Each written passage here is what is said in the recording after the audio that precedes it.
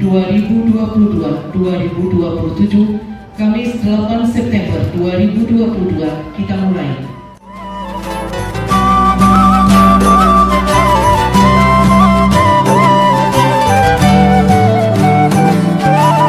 Pada hari ini Kamis tanggal 8 September 2022 saya Bapak Presiden juga resmi akan mengurus masuki pada Bapak Presiden masa nanti 2012 sampai dengan 2027.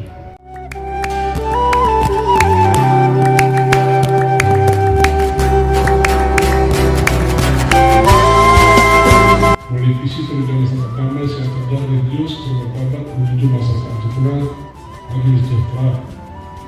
Kami menempatkan pentingnya pendidikan pada misi kedua, yaitu meningkatkan sumber daya manusia yang berkualitas dan berkarakter. Dengan demikian diperlukan komitmen kita semua untuk menunjukkan langkah-langkah berkelanjutan dalam menjalankan misi tersebut.